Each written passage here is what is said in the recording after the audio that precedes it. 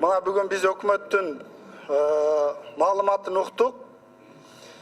Men alısmın hökümet kılmıştуулuk menen je bolboso mına kontrabanda menen жақшы күрөшүптүр, же күрөшүп атат дегенде мен алысмын. Мына жетишерлик эмес. Мен ушундай баа берет элем да. Бүгүнкү иштеп аткан ишиңиздерди жетишерликсиз деп баа берет элем. Мына комитет бүгүн канааттандырарлык эмес деп мындай чечим чыгарыптыр.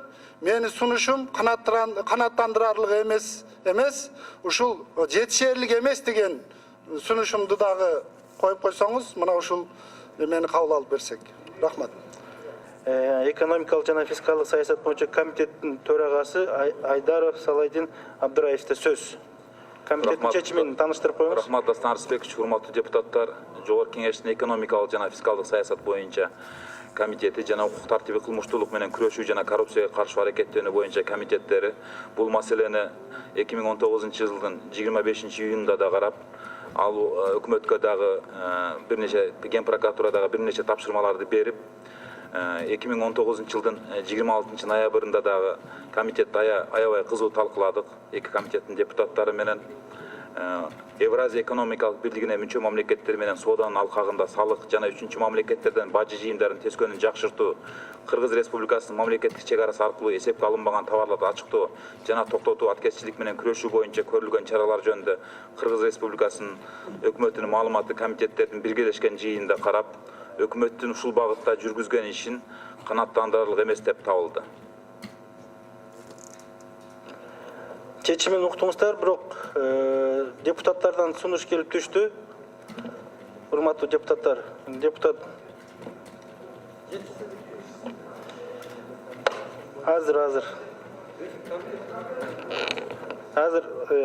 шашпай туруңуздар. Шашпай туруңуздар. Даяр болуп туруңуздар. Урматтуу депутаттар, биринчи албетте комитетке коюлат, бирок комитетке да чейин мен сунуштарды айтып кетейин. Бакиров Өмүрбек Мырзаримович сунуш берди. Бул сунушту да эске алыңыздар. Жетишерлик деп, жетишерлик эмес деп, жетишсиз болуп калабы, недостаточно деп атат. Ошонун негизинде кийинкисин коюп бериңиз деп атат. Анда урматтуу депутат, биринчи мен комитеттикин коёмун, канааттандырарлык эмес деген. Экинчи микрофон процедурный чыгып калды. Урматтуу депутаттар, биз мындай недостаточно койсок дагы, неудовлетворительно койсок дагы, коомчулук уже бааны койгон. Баа уже коюлду. Биз азыр мындай жумшак эмелерди коюп атабыз да.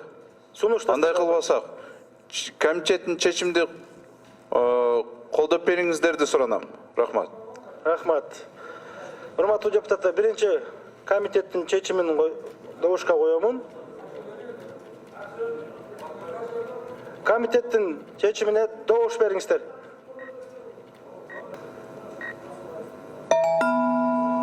Макул 6, каршы 17, баары 23, катталды 103. Сунуш комитеттики чечими өткөн жок.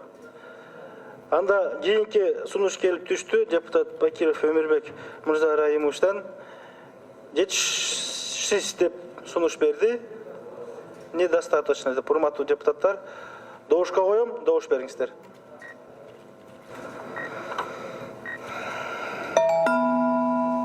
Макул 75, каршы жок, баары 75, катталды 103. Сунуш өттү. Анда токтом долбоорун жалпысынан добуш коём, урматтуу депутаттар. Добуш берсеңиздер. Токтом долбооруна. Токтом долбооруна добуш берип коюңуз. Сиз сунушу өттү да. Недостаточно деп кетти. Макул 74, каршы жок, баары 74, катталды 103. Токтом долбоору кабыл алынды. Рахмат, урматтуу депутаттар. Бул маселе боюнча келгендер, Жеңиш Парпиевич, сөз сизде. Урматтуу Дастанбек Арсбекович, урматтуу депутаттар, буйруса колдоп бергениңиздерге чоң рахмат. Бизде аябай жакшы жумуштар башталган, мына фискализация мына чек аралар боюнча.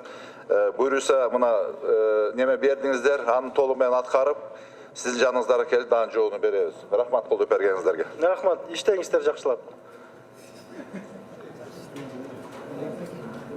6-чы микрофон процедурный. Урматтуу Жеңиш Парпиевич,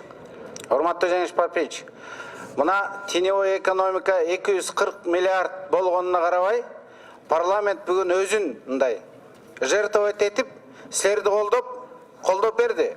Бирок ушул эмки 6 айлыкта ушул цифраны оңдогула. Парламент ар дайым эле силер үчүн мындай уят боло бербешибиз керек да.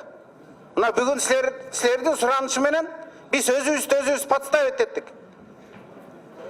Урматтуу Алмамбетов Насырканович, буйруса Контрабанда жок деген чечимди чыгарып бердик силерге. Жакшы иштеп атат деп. Ошондой эле болду да.